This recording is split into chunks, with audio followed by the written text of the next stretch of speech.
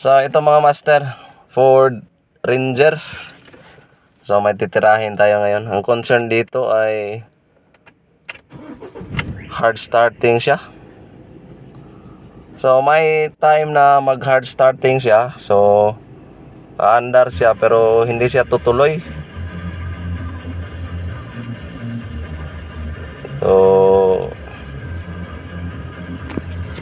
So nang in-scan natin, ito naman yung nakikita natin dito. So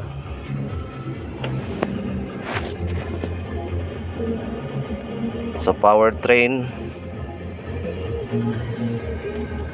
wait lang ha, medyo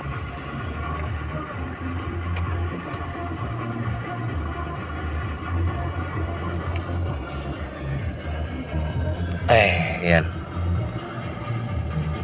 So sa engine scanning natin,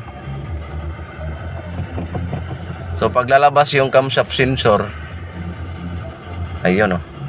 So camshaft position sensor meron nga. So isa din yan sa dahilan kung bakit may time na pag start mo hindi siya tutuloy. So mamamatay siya at ilang attempt mo pa. So ngayon may panahon naman na okay naman yung starting niya, katulad nito ngayon umandar na siya.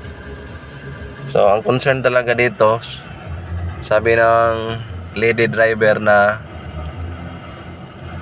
ano talaga, may time talaga na ang tagal niyang umandar, kaya ito yung titirahin natin.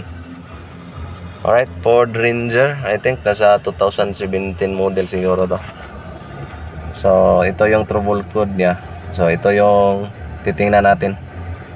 Alright, so update na lang tayo.